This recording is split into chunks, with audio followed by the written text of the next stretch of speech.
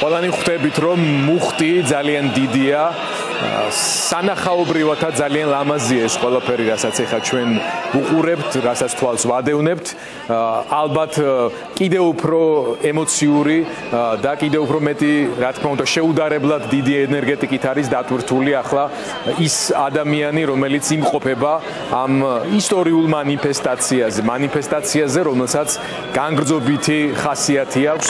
აგერ უკვე 25 დღეა უწყვეტად გრძელდება საქართველოს ქალაქებსა და ქუჩებში.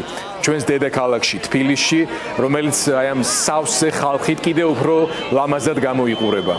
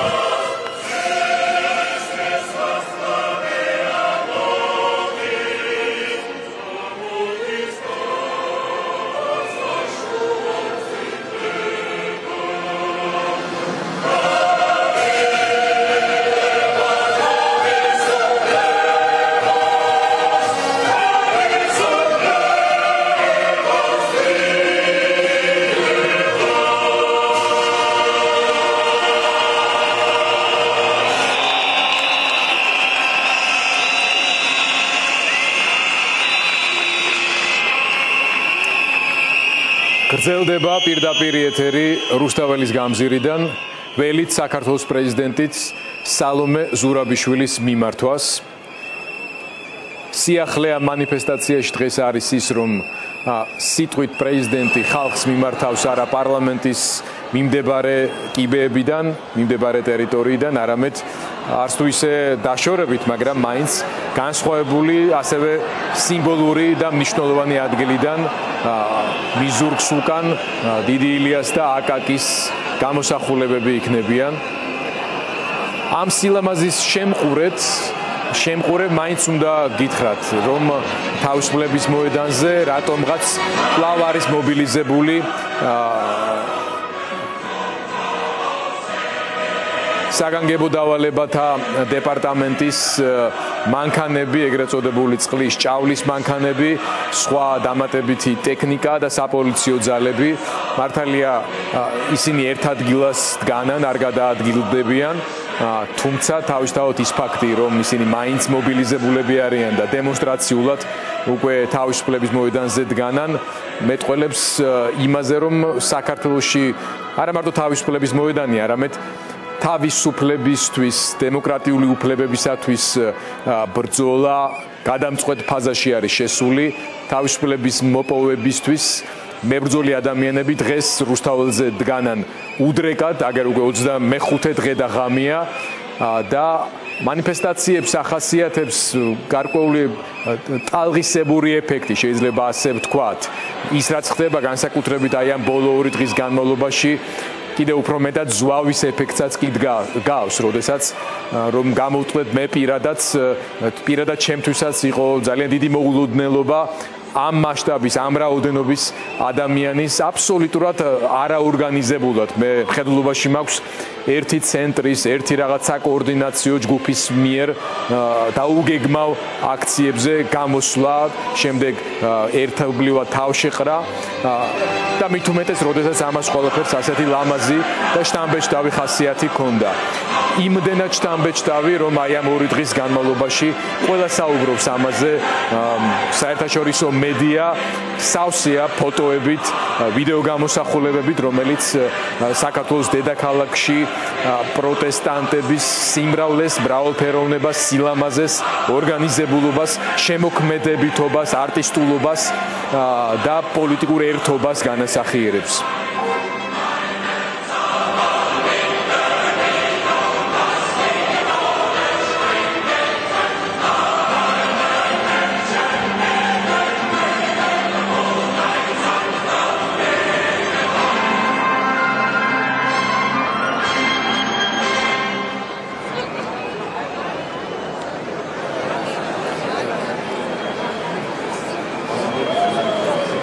როგორც ჩანს, გარკვეული ტექნიკური სამუშაოები უკვე დასკვნით ფაზაშია. ჩვენ გვაქვს რამდენიმე ძალიან საინტერესო და ლამაზი კადრი, რომელიც ასახავს სრულ სურათს, რომელიც სუფევს ახლა რუსთაველის გამზირზე. კვლავ ისმის საქართველოს ეროვნული სახელმწიფო ჰიმნი.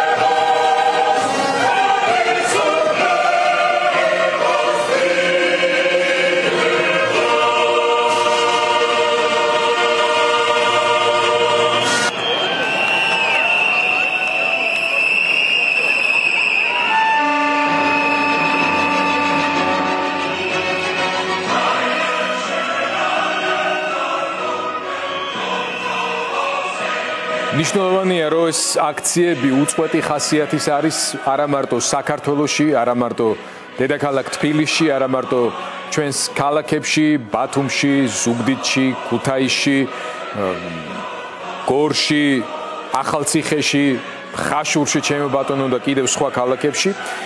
არამედ ძალიან აქტიურობენ ქართველი ემიგრანტები მსოფლიოს სხვადასხვა კუთხეში. იმის პარალელურად, როცა მე თქვენთან ერთად თვალს ვადევნებ რუსთაველის გამზირზე შეკრებილ ქართულ საზოგადოებას და ყველანი ერთად ველით საქართველოს პრეზიდენტის სალომე ზურაბიშვილის მიმართვას, შემოგდის ინფორმაციები მსოფლიოს სხვადასხვა ქვეყანასა და ქალაქში შეკრებილი ქართველი ემიგრანტების და მათ მიერ გამოხატული პოზიციების შესახებ.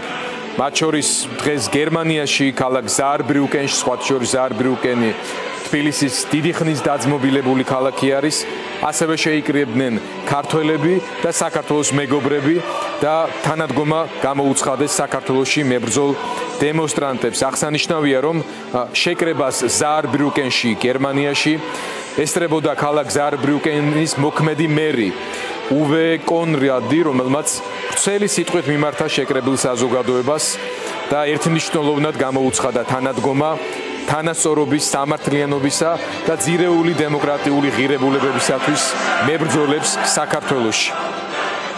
ამასთანავე ზაარბრიუკენის მერმა მიმართა და მოუწოდა გერმანიის უმაღლეს სახელმწიფო წარმომადგენლებს დროულად კიდევ უფრო აქტიურად დააფიქსირონ თავიანთი აზრი და გამოიყენონ მათ ხელთ არსებული მექანიზმები, რათა შეაჩერონ საქართველოში დემოკრატიული ღირებულებების ჩამოშლა. აქვე საინტერესოა ამ შეტყობინებაში, რომ ზაარბრიუკენის მერმა ხაზი გაუსვა ქალაქ თბილისსა და ზაარბრიუკენს შორის მრავალწლიანი მეგობრობის უმთავრეს არსს, მის მნიშვნელობას და მოუწოდა მის კოლეგას თბილისის მერს კახა კალაძეს, როგორც ქალაქის მერსა და როგორც ქართული ოცნების პარტიულ მდივანს, იზრუნოს დემოკრატიული ღირებულებებისა და ახალგაზრდა თაობის უკეთესი მომავლისთვის. მოკლედ, ზაარბრიუკენის მერმა თავის კოლეგას კალაძეს მოუწოდა. პრეზიდენტი სალომე ზურაბიშვილი. კი ბატონო, მოусმინოთ საქართველოს პრეზიდენტს.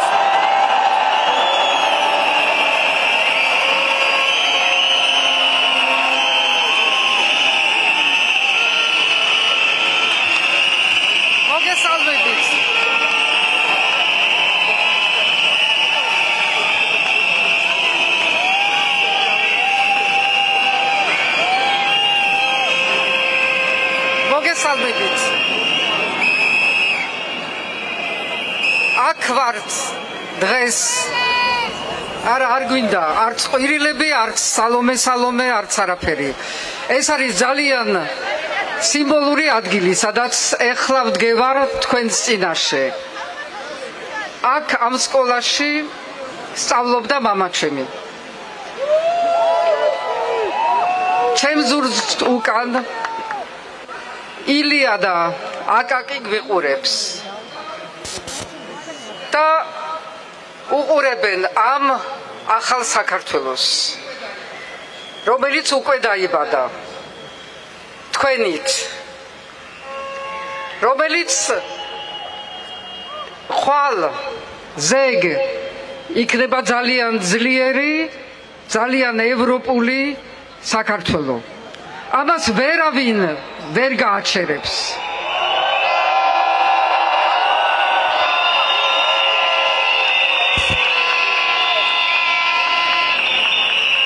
მართალია, თქვენ აქ რაღაცა 300 კაცი ხართ. მართალია, დაგვიპატიმრეს სცენა, თუ მიკროფონები, თუ რაც ყველაფერი რაც შეიძლებოდა და ორჯერ. მართალია, რომ მე დამპირდნენ, რომ გისოსების უკან ვიქნებოდი მალე.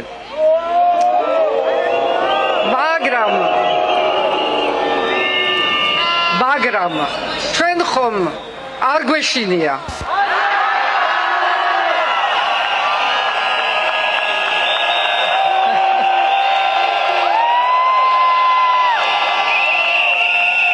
არ გვეშინია, იმიტომ რომ აქ მხოლოდ სიყვარული სუფევს.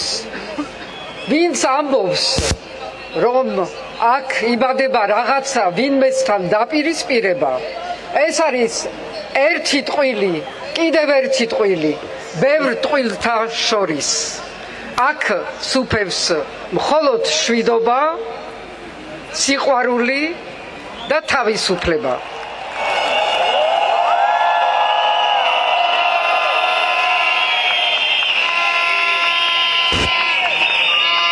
დღეს აქ მრავალთა მარშის შუა მოდიოდა ერთი ძალიან მნიშვნელოვანი, რომელიც იყო ანწუხელიძეს მარში.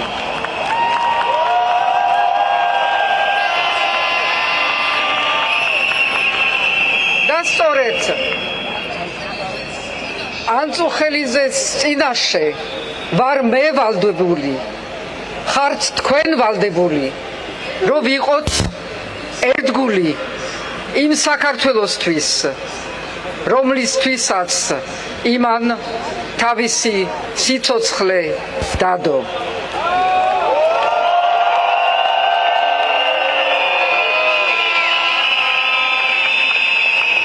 და ანწუხელიძესთან ერთად ის უამრავი გმირი რომელსაც საქართველოს წარსული ითვლის და რომლის გამოც ჩვენ აქ ვდგევართ, თორე არ ვიქნებოდით, თორე საქართველო არ იქნებოდა.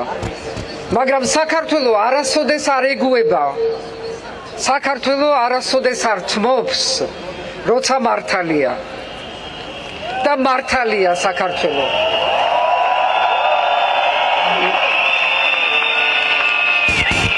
და მართალი ხართ თქვენ.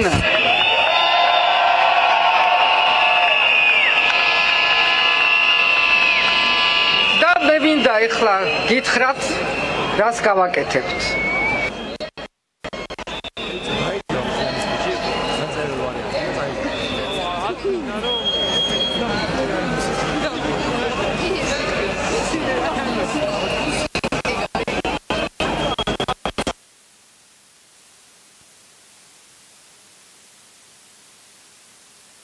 სამწუხაროდ როგორც ჩანს, გარკვეული ტექნიკური პრობლემაა.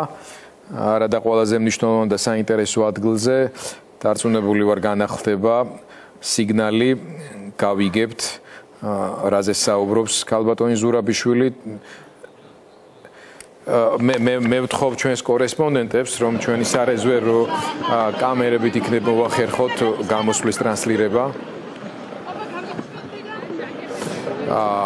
მალე უზრუნველყოფთ მისი გამოსვლის ალტერნატიულ სიგნალს უკვე ჩვენი კამერით მანამდე ის რაც განსაკუთრებულად სიმბოლური და საინტერესო არის რა თქმა უნდა ილია ჭავჭავაძის აკაკი წერეთლის ფონზე მოლაპარაკე საქართველოს პრეზიდენტი რომელიც თავის მხრივ ასევე დიდი ნიკო ნიკოლაძის შთამომავალია იმ დიდი ქართველი საზოგადო მოღვაწის რომელიც იმ თაობაში მართლაც ალბათ გამორჩეულად ევროპელი ქართველი გახდათ ძალიან დატვირთულია ეს დღეები სიმბოლოებით დატვირთულია ეს წუთები სიმბოლოებით ჩვენ ყველას განსაკუთრებით გვაინტერესებს ის რაც ახლა საუბრობს ქალბატონი ზურაბიშვილი ალბათ ამ ინფორმაციას მივიღებთ მომენტალურად უკვე ჩვენი კორესპონდენტისგან თუმცა მეუბნებიან რომ ტექნიკურად არის დახშული სიგნალები არ ვიცით ეს ასე ვთქვათ რაიმე ტიპის ხელოვნური ჩარევის შედეგია თუ უბრალოდ იმის რომ ძალიან ბევრი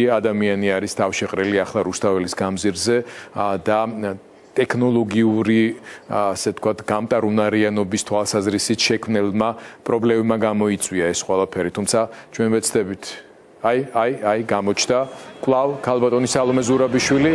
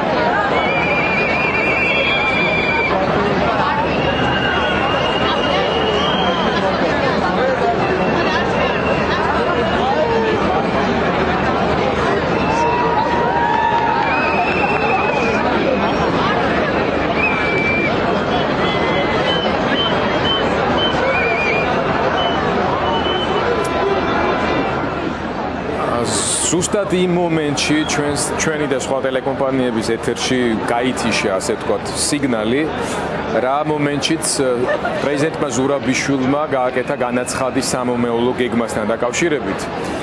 ის ალბათ თავის სათქმელს უფრო დაწვრილებით კიდევ ერთხელ იტყვის, როცა ამის ტექნიკური შესაძლებლობა გაჩნდება, მაგრამ იმ მომენტში, როცა ჩვენ სიგნალს ვერ ვიღებდით, მან თქვა შემდეგი სიტყვები.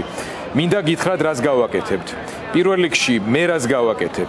მე ვრჩები ერთგული იმ ქვეყნის, იმ კონსტიტუციის, რომლის წინაშე მე დავდე ფიცი 6 წლის წინ. ეს კონსტიტუცია, რომელიც გათელეს ფეხქვეშ, მაგრამ დგას, როგორც დგას საქართველო. მე შეიძლება მხოლოდ გავაგრძელო და ვიყო მისი ერთგული. მე ვიქნები ერთგული იმ ქართული ჯარის და მისი ვეტერანების, რომლებიც დღეს აქ მოდიოდნენ. ჯარის, რომელიც იცავს საქართველოს და თვითონაა ერთგული იმ პარტნიორების, რომლებმაც შექმნეს, აღჭურვეს და გააძლიერეს საქართველოს ჯარი. მე ვარ და ვიქნები მისი უმაღლესი მთავარსარდალი. მე ვარ და ვიქნები ერთგული ამ ხალხის, რომელიც აქ დგას. მაგრამ არა მხოლოდ ამ ხალხის, რომელიც აქ დგას. არავინ ჩათვალოს, რომ მე არ ვარ ყველას პრეზიდენტი. ვარ და ვიქნები. ეს არის სალომე ზურაბიშვილის სიტყვები, რომელიც მან წარმოთქვა რუსთაველზე შეკრებილი საზოგადოების წინაშე იმ მომენტში, როდესაც სატელევიზიო სიგნალი გაითიშა. ჩვენს და არა მარტო ჩვენს ტელემაყურებელს ჰქონდა შესაძლებლობა იმ წინასიტყვაობისა, რომელიც მან წარმოთქვა, მანამ სანამ ამ განაცხადს გააკეთებდა.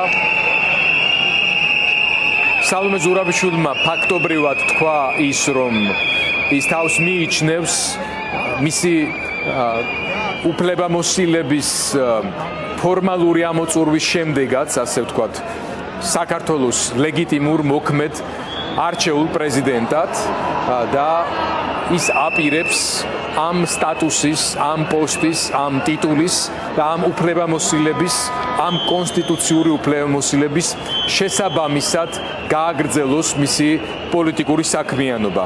მოდით გვაქვს დრო, სანამ ტექნიკური პრობლემა გვარდება რუსთაველზე, კიდევ ერთხელ გაგიმეოროთ მისი გამოსვლის იმ ნაწილის შინაარსი, რომელიც უკავშირდება პრეზიდენტ ზურაბიშვილის გადაწყვეტილებას და მის მიერ წარმოთქმული სიტყვა ამ ნაწილში იყო შემდეგი. მინდა გითხრათ, რას გავაკეთებთ. პირველ რიგში მე რას გავაკეთებ. მე ვრჩები ერთგული იმ ქვეყნის, იმ კონსტიტუციის, რომლის წინაშე მე დავდე ფიცი 6 წლის წინ. ეს კონსტიტუცია, რომელიც გათელეს ფეხქვეშ, მაგრამ დგას, როგორც დგას საქართველო. მე შეიძლება მხოლოდ გავაგრძელო და ვიყო მისი ერთგული. მე ვიქნები ერთგული იმ ქართული ჯარის და მისი ვეტერანების, რომლებიც დღეს აქ მოდიოდნენ. ჯარის, რომელიც იცავს საქართველოს და თვითონაა ერთგული იმ პარტნიორების, რომლებმაც შექმნეს, აღჭურვეს და გააძლიერეს საქართველოს ჯარი. მე ვარ და ვიქნები მისი უმაღლესი მთავარსარდალი.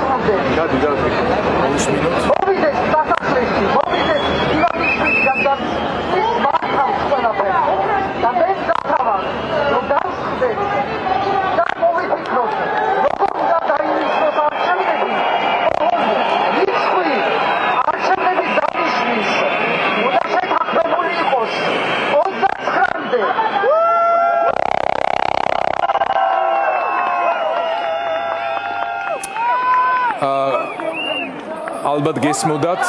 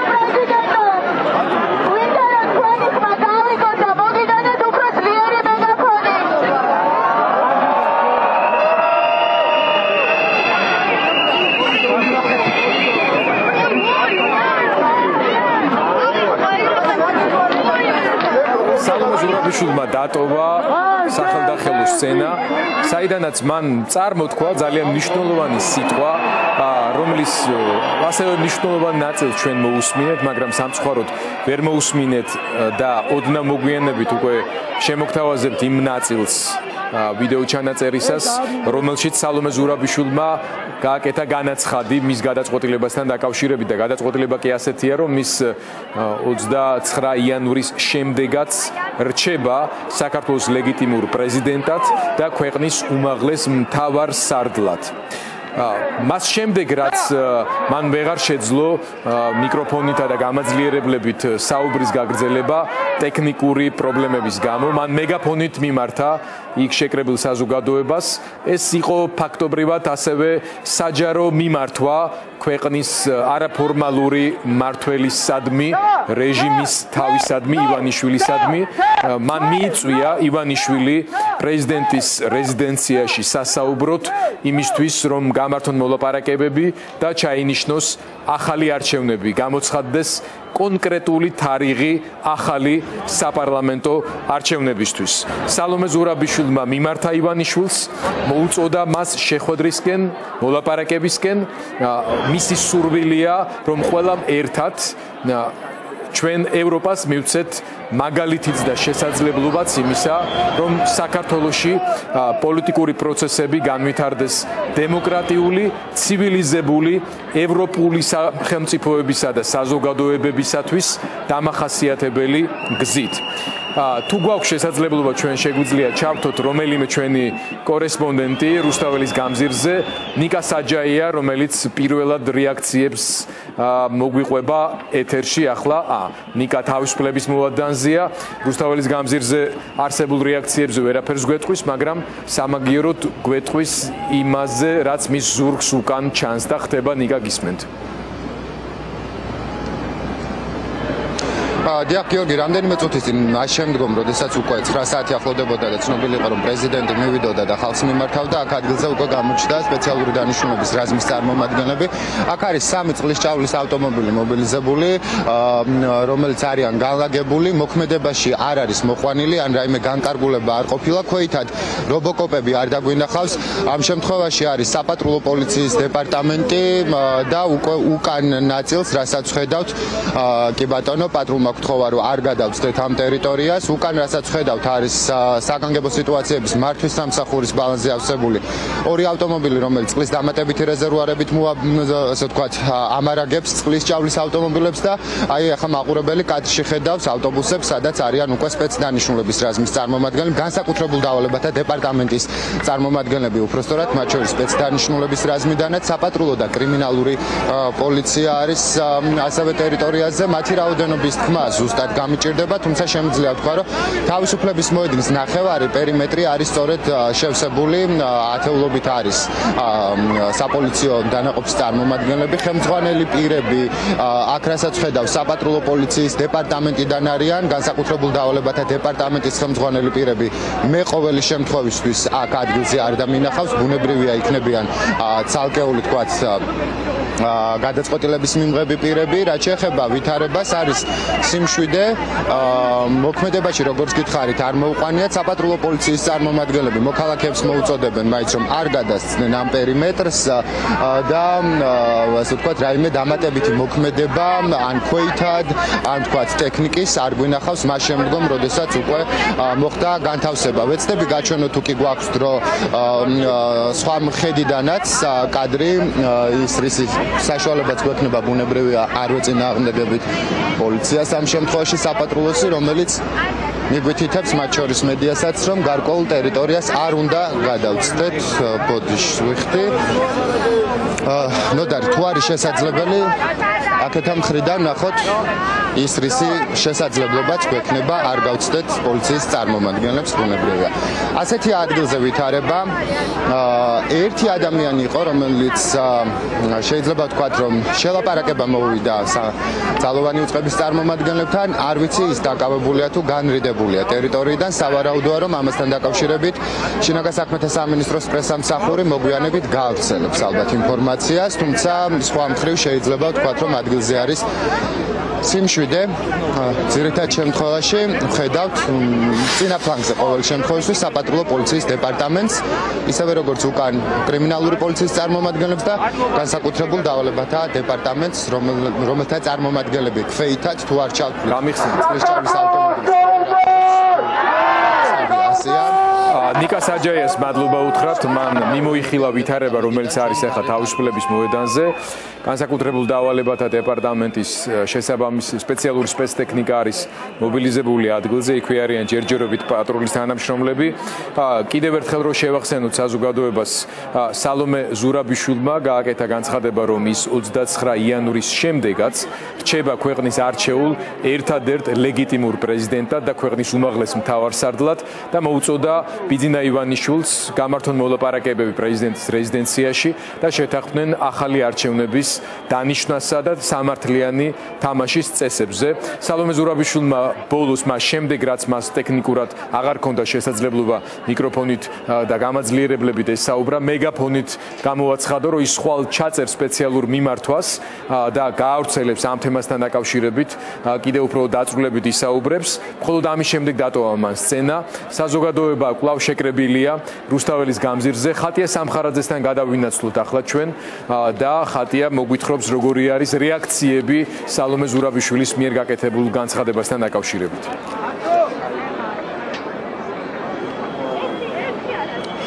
იქიდან გამომდინარე, რომ სიგნალის ჩახშობის არაერთი მცდელობა იყო და მათ შორის სალომე ზურაბიშვილსაც არაერთხელ შეეშალა ხელი სიტყვით გამოსვლის პროცესში ტექნიკური ხარვეზებიდან გამომდინარე და იქიდან გამომდინარე, რომ ახლა მოქალაქეები მობილიზებულები არიან, მათ შორის ძალიან შორს პარლამენტის მიმდებარე ტერიტორიისაგან, ისინი ტელეფონის საშუალებითაც უსმენდნენ საქართველოს პრეზიდენტს, იქიდან გამომდინარე, რომ მათ არ ჰქონდათ საშუალება სალომე ზურაბიშვილის ხმის მოსმენით. ყველას ჰქონდა განსაკუთრებული ინტერესი, რომ მოესმინა პრეზიდენტის განცხადება. გამარჯობა, აუცილებლად უნდა გკითხოთ და გისვათ კითხვა სალომე ზურაბიშვილის განცხადებასთან დაკავშირებით. მან თქვა, რომ რჩება საქართველოს ჯარის ერთგული, საქართველოს კონსტიტუციის ერთგული. თქვენ ისმენთ ამ განცხადებას და ხართ საქართველოს დროშით წარმოდგენილი, აგრეთვე ევროკავშირის დროშის მქონე ადამიანთან ერთად. როგორი არის თქვენი შეფასება სალომე ზურაბიშვილის ამ განცხადებასთან დაკავშირებით? შეფასება? არა, რასაკვირველია, დადებითი შეფასება მაქვს. ეს ერთადერთი ახლა ლიდერი არის ამ საპროტესტო აქციის, მაგრამ ერთი ის მინდა, რომ ეს ამდენი ხალხის ენერგია უფრო სწორი მიმართულებით უნდა იყოს გამოყენებული და მე უფრო რევოლუციონერის სიტყვას ველოდებოდი. ბატონო, ძალიან დიდი მადლობა, უსმენთ მოქალაქეს. მე ახლა გიორგი ვაშაძეს ვხედავ და ამიტომ პოლიტიკურ შეფასებებსაც მოგასმენინებთ. გამარჯობა ბატონო გიორგი, მიუხედავად იმისა, რომ დღეს ქართული ოცნება იტაცებდა აპარატურას, არადმევნებდა სცენას ოპოზიციონერ პოლიტიკოსებს და ჩვენც არაერთხელ გადავიღეთ კადრები და მაყურებელსაც ვაჩვენეთ, როგორი შეფერხებები იყო ამ თვალსაზრისით. მაინც მოხერხდა პრეზიდენტმა, მაინც მიმართა საზოგადოებას და დაადასტურა მისი მტკიცე ერთგულება ჯარისა და კონსტიტუციის მიმართ. თქვენ რა შთაბეჭდილება დაგრჩათ და როგორ შეაფასებთ მის ამ გამოსვლას? არა, გამოსვლა ბოლომდე არ დაამთავრებიეს, იმიტომ რომ გადაუჭრეს მიკროფონი და ეხლა მე ბოლომდე ყველა დეტალი ვერ მოვისმინე რა და ვადა მიცემული, როგორც ვიცი და ვფიქრობ, რომ ძალიან მნიშვნელოვანია, რომ ჩვენ ყველანი ერთად ვიყოთ, ერთკვირიან ვადაზეა საუბარი, დეტალებს უკვე თვითონაც გავივლით და გეტყვით. თავარი ერთიანობაა, მე ვფიქრობ, გადამწყვეტი დღეებია ახლა და ყველანი ერთად უნდა ვიყოთ იმისთვის, რომ საბოლოო ჯამში საქართველოს გაიმარჯვოს. ხალხის რაოდენობას თქვენ ხედავთ, რომ ძალიან დიდია. სამწუხაროდ ხმის არარსებობის გამო მეც მომიწია ახლა გამოვიდი აქეთ, რომ კიდევ უფრო დეტალურად გავეცნო ინფორმაციას.